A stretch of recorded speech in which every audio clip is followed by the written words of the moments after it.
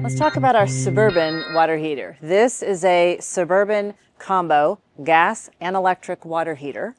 And there's some quirks and interesting things about this. I'm going to walk you through how this operates. Hey, welcome to another one of Todd's 2 Minutes Tech Tip Tuesday. Brought to you by the National RV Training Academy. Hey, before we get to the video, which I know this is the reason why you're here, go ahead and hit the subscribe button. That way you don't miss anything. Hit the subscribe button now. Thank you. Now, back to our Tech Tip Tuesday. So our water heaters, our tanked water heaters on our RV, they are built to do a number of things. The main thing, of course, is to heat the water. So this one, we can heat the water with propane. We can also heat the water with a heating element. So that's why we call it a gas electric water heater. So heating the water is their main role. But most of the components built onto a water heater are designed to help prevent issues with the water heater, because one of the things is we're heating up the water and we have a tank that's enclosed and we have water that's heating up and we have pressure that's building in there. And if we don't have a way to stop heating the water, we are building a potential explosion with our water heater, and we don't want that. That's never good when you're RVing to have something do that. So we don't want our tank to rupture because it has too much heat and pressure. All right, so we've got a gas electric. So let's go through the electric side of how this operates first. We have electric means a heating element. A heating element, so on this, our heating element is kind of tucked underneath here. It's a component that when we apply 120 volts AC to it, it heats up. And that heat, and it's actually sitting in the water inside the tank, so it's in the tank. As that heating element heats up, that heat gets transferred into the water around it, and that's where you get hot water using a heating element. The way that Suburban did their water heaters is a little bit different than the way Dometic does theirs. So we've got different brands, and they handle things slightly differently. So the way Dometic handles their water heaters is there's a circuit that's for the gas side, and it's a completely isolated, separate circuit from the electric element side. So all we have on our electric element side that's operating this thing is we have this component here on the left-hand side up here. It's going to be normally covered up by a little cover. This handles the T-stat and the ECO, and those are two very important components with this operation. So the T-stat is regulating the water. It's basically, it's identifying and regulating the temperature at the face of the tank, or the front of the tank, but that in turn is regulating the temperature of the water. So it is checking for temperature sitting up there at the face of the tank, and when it reaches about 130 to 140 degrees, it's going to open up internally, and that opening up internally stops the flow of 12 volts through it, 12 volts DC through it, and that's going to pause the operation of the water heater for a little bit. And then as the water heater starts to cool down, because it's no longer being heated, that internally, that little T-stat's going to close, and once it closes, that's going to allow the electricity to go through it again, and we're going to start up the water heater again. So it's going to be heating up, pausing, heating up, pausing the entire time you have this turned on. So if you have it turned on all the time, it's going to be just doing that all day long. The other component that's on that same, or the other part of that same component, is called the ECO. So the ECO is designed to jump in and act if the T-stat or the thermostat fails closed. So that thermostat, because it's doing open and closing internally all day long, it can fail, and it can fail closed. And if it does, now our water's heating up, and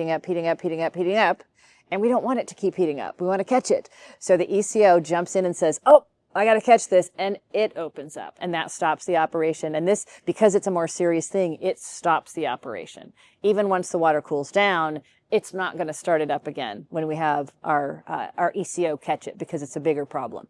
So those are designed to basically watch our water temperature. We also have, just like we have on our other water heaters, we have a P&T valve.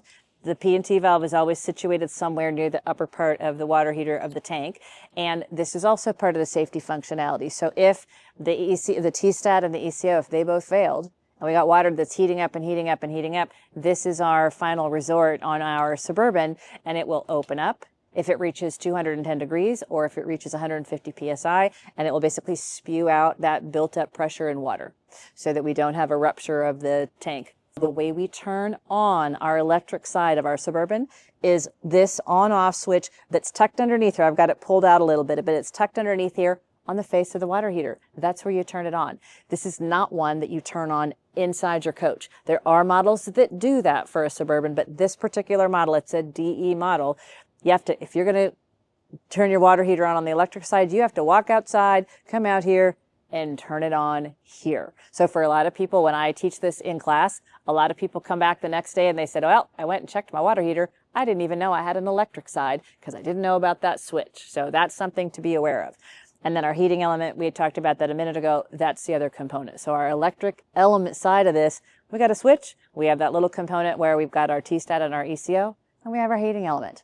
And because Suburban separated their gas process versus their electric element process, that whole circuit is 120 volts AC. So it's got high voltage going through it. If you're enjoying what you're learning so far in this tech tip and you want to learn more, why don't you hop on over to the National RV Training Academy, contact your local student advisor where you can start a business, make money while traveling, and be able to help out your fellow campers. Visit nrvta.com. On the gas side, we're talking 12 volts DC. So the gas side has some similar parts. So it also has its own T-stat and ECO. So it's got a separate component. Before we start the gas side, the power is going to run through that component to make sure that, again, we're not too hot, everything's running properly. It's going to run through that. Then we also have our gas valve here. So our gas valve is what allows the propane to pass into the system when it's time to get this thing started on the propane side. So we need a gas valve to allow the gas to go through so the propane goes through. We also need an igniter to, when it's time to light this on propane, to ignite it, to basically create a flame. And so how that happens, on our Suburbans, we have a control board that's tucked behind the wall. So this is the side wall of your RV, and somewhere behind there, you're going to have a control board. And the control board, this control board is only working on the gas side. So it has nothing to do with our electric element side. So part of what this job, when this operates, we're going to go through, the power is going to go through our T-stat and our ECO first to make sure that we're not too hot. Then the power is going to go to our control board, and if everything's good, it's going to send power 12 volts in two different directions. 12 volts is going to go to the gas valve to open the gas valve. 12 volts is going to go, whoop, this came off. 12 volts is going to go to this here, we call this our igniter tower.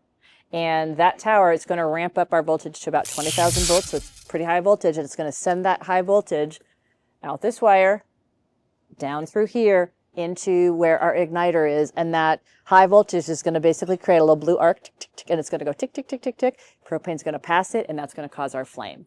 So this is our gas valve is our click, our propane is, or our igniter is going to go tick, tick, tick, and then hopefully we're going to have boom.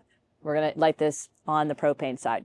So two completely separate circuits on this, that because of how Suburban does this. People always ask me, well, if I turn both my gas side and my electric element side on, will they both work? And the answer is yes, especially on your Suburban. If you turn both of these on, if you turn this switch on here and you turn this switch inside your coach, this is your gas switch, you're going to actually, your water's going to be heated both with propane and with the heating element, and that can make the recovery time faster. So you can have a little longer shower. And now you had a nice introduction to your Suburban water heater. And there's your tech tip. All right, before you get to the bloopers, which is why you're here in the first place, the RV industry needs thousands of RV technicians and inspectors, and now is the perfect time to do that. If you want to make more money or have more control over your time, go ahead and click the link below. Or if you just want to learn how to fix your own RV, got something for you there. Head over to rvtechcourse.com and get started today. Now, for the reason that you're at the end of the video, roll the bloopers. I think that's it. All of a sudden, my mind just went blank. Yeah. With me going,